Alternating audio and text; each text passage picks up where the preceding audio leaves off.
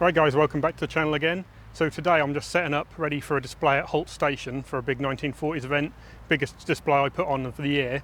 And whilst I was here and setting up, I thought I'd take a chance to give you a proper review of the K-Canvas small wall tent. Now I've used it a few times and I've actually managed to get it out. So before I fill it with all the display kit, we'll have a go around and show you what I think of it now. I spent 3 or 4 nights in it because it isn't perfect, but it's all right, so let's match start. Alright then, so let's just go around the outside first. See, I've got a nice angle here so you can see it in detail. So basically the tent's fairly simple. Each side has got 5 ropes at the top end and then another 5 points at the bottom what you can attach the sides down to the ground with. Each of the side ropes here go into an eyelet. The eyelet has been reinforced with some good heavy duty stitching. This is pretty strong, though I am a bit concerned after using it a while. If I bring the camera in, you might be able to just make out that there is some strain and showing on the canvas already where it's got wet. I've spent some really wet nights in this already. That's got wet and it must have tightened up overnight and it has put some strain on there. So I'm a little concerned how long that's going to last, but if you're careful with it, it should be okay. The ropes themselves are fairly decent. They do have adjusters fitted at the bottom here on each rope, so you can put them nice and loose, pull them in where you want and then get it nice and tight. You want to get the tent so that's really nice and tight, and this goes vertical down the side, and the cover that goes underneath the tent isn't flapping around on the ground. You want to be smooth under the tent, and I'll show you that on the inside now. So inside the tent you can see I've got the additional ground sheet in as well, but if you see, if I pull that back, this is the cover at the bottom. This goes, there's one at each side and at the back on the doors. Now this cover, what you see people do a lot of times these tents is they set them up wrong, or the pulls are too long and the side is up, and this cover, instead of coming down here on the floor, is up in the air, and like that's just an extension of the side, which isn't how it's meant to be. You want to set the tent up so that the side panel here is what comes to the bottom, and then the extra flap at the bottom curls in like this, and you can put your ground sheet on top of that, and that stops any water from running in and going straight on top of your ground sheet. Don't make the mistake that a lot of people do where they put the tents up and they've pulled the sides out too far, and that's why this flap then goes on hanging on the ground where it shouldn't do. As we're inside the tent, might as well show you the rest of the features that are inside it. So you can see on the sides here, you do have these nice straps. There's 5 on each side.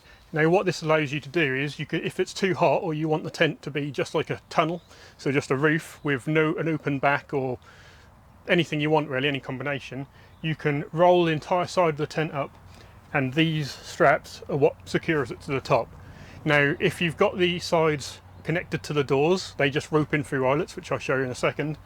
You can't roll it up, you have to undo all that roping first. But if you did want to have it so it's essentially just a canopy, or a canopy with a back, or whatever you wanted, you do have the option to roll these up. It is quite nice to have it like that. It's a bit of a faff, because if you've already set the tent up like I have here, you'd have to go around the outside and take out the 5 pegs that are holding the sides into the ground.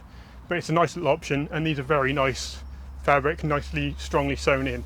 However, the one thing I want to point out, I spent a really wet night in this at Armourfest, and these are sewn onto the outside of the tent, so if it's really heavy rain, these will actually absorb the water and then track it inside the tent.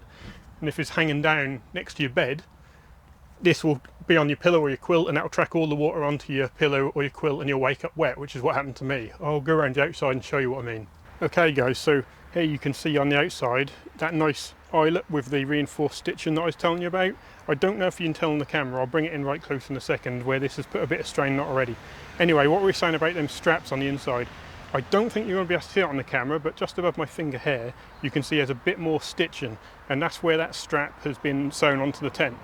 So the water will track through this stitching slowly and then onto that strap, and then that will track into your tent and into your pillow. So if you can imagine this is the interior strap, then that would track down there, and essentially this would sponge it all the way down until you end up with a wet pillow, which is what happened to me. And now if I can support this nice enough, then you should be able to just make out the straining. You see where it's just put little tiny holes inside here? That's what I'm a bit concerned about. Over time I'm worried about if this is going to tear out. So just be cautious, don't over tighten your tent. You want it to be nice and sturdy, but if you make it nice and tight and then it rains and it pulls itself a little bit tighter, I'm a bit worried about what's going to happen here over time.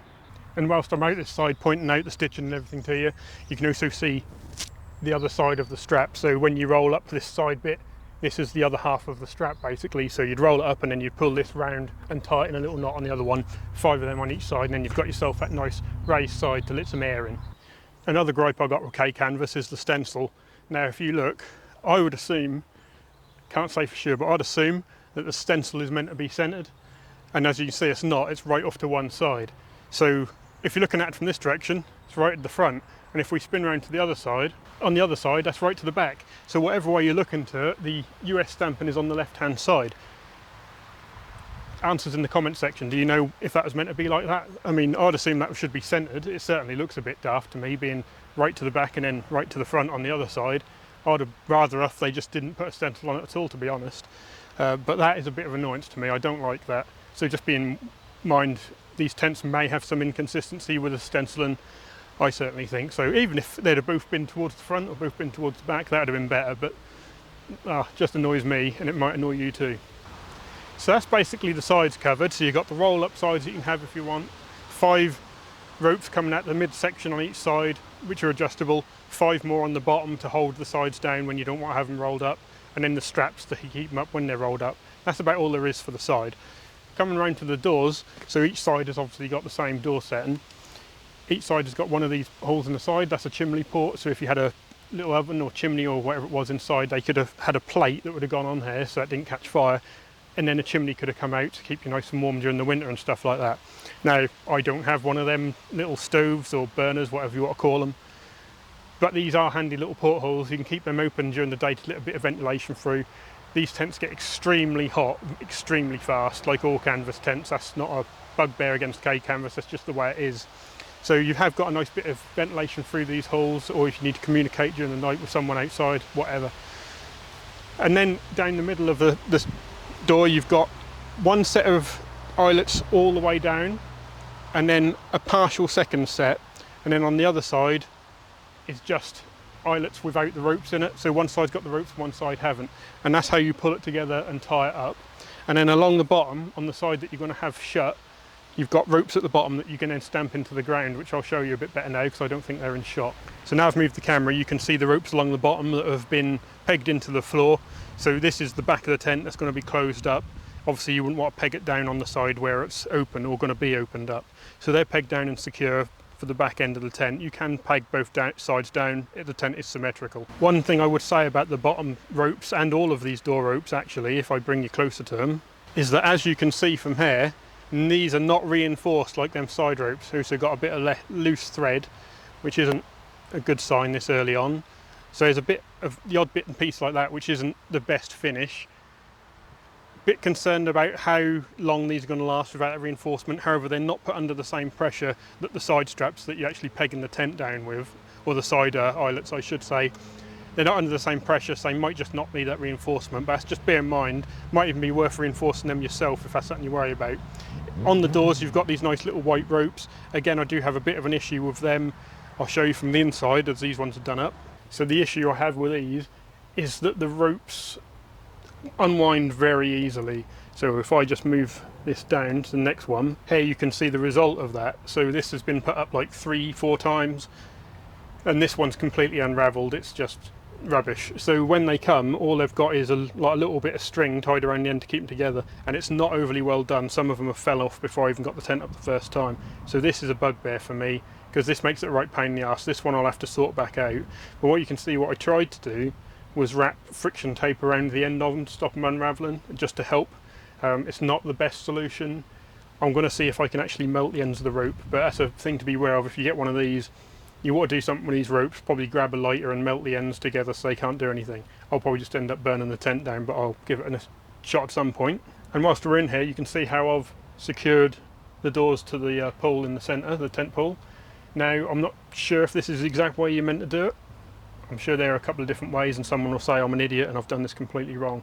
But essentially I've just pulled the eyelets round, done them up nice and tight, and where there's double eyelets I've just kind of done a system really. I'm not convinced that this is how you're meant to do it. However, it does work. The door's nice and sturdy, it's not coming open, there's no gaps behind it, it's really good. And from this angle you can also see that vent hole on the side for the chimney, and you can see that it has its own straps built into it, so when you have it rolled down you can secure it through these eyelets here to keep it down and secure, and if you want to roll it up you can then put it along the eyelets at the top, so you have a nice little window, and it's really handy. And this again is just one of the straps that holds the door up when that's undone, so we'll move on to that next.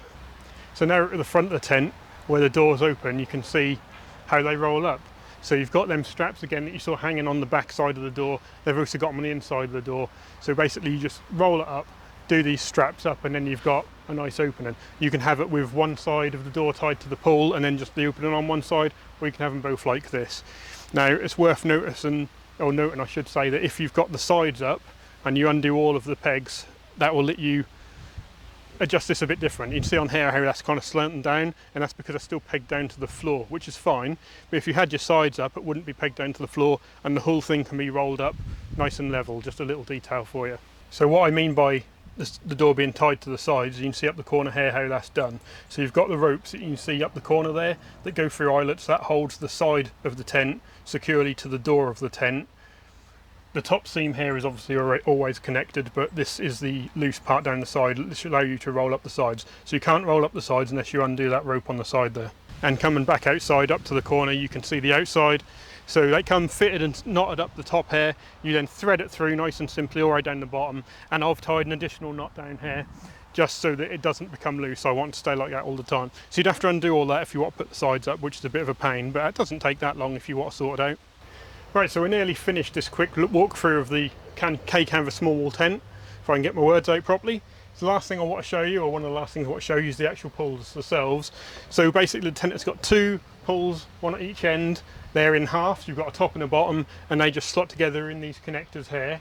And the top one has a pin that sticks through the roof. And here, with the camera tilted up like that, you should be able to see that pin sticking through the roof. So there's just a reinforced eyelet on the top of the canvas tent. You thread it through the side there, and then that will hold your tent together basically. And what I advise is you get yourself a couple of guy ropes to pop on top of there, so that when you're putting the tent up initially, it's not so difficult. When you pull the poles through, you just put a rope on top of there, the stake down in two places in front and behind the tent, so you can then not have to worry about messing around with the side ropes whilst the pegs are loose, or whilst the poles are loose I should say. So you put your two guy ropes in, and then you can just get on with putting up the tent at your leisure without having to worry about falling over or needing someone to stand there and supported. And then lastly, if I'm in the shot, which I highly doubt, you've got the actual, let's call it the roof pull, the central pull. So again, that's two halves. You've got the joiner in the middle, put the half in, and then at each end there's another metal case that goes around the pull, which has got a hole drilled through it, which the peg from this pull on the front and back then goes through. And that's the only structure that holds the tent up. So it's a real simple pull front, pull back, pull in the middle, put your ropes on, and that's done. That's a really simple design. You may notice that where the pulls join together in the middle there's a bow. Now the pulls don't fit that tightly into the metal adapter or the metal connectors, so they do bow. It's the same on the front and the back. When you got it under pressure, it will bow in the middle where they join together. There's not a lot you can do about it. But this is a good time whilst I'm here to just show you how tall this is. I'm 6'2". I can't reach the central pull. It's lovely and tall, you don't have to worry, it means you can step to the side and have tons of space. Again, just to demonstrate the ridiculous size of this tent on the inside, it's 9 foot by 9 foot square, but the actual height of it and the space you get is insane. So again, I'm 6'2", I can get right up to the corner here before my head starts touching the top. So when your cot is right down low, you've got no problems at all. You can sit in your chairs right in the corner, you've got tons of room. It's just like, it's massive. I can't over exaggerate how much space you have to play with vertically inside one of these tents. There's plenty of room for two people, cot each side, table in the middle, nice chair, all sorts of bits and pieces, which I will be showing you because I'm about to end this video, set the tent up for display for the weekend, and then do a video on my tent display for you whilst I'm here. So I think I've covered everything. You've got the sides, you've got the opening doors, you've got the vents, the way that goes together, all them bits and pieces. I've been really happy with this so far. It's really nice and neat at night, nice and cosy.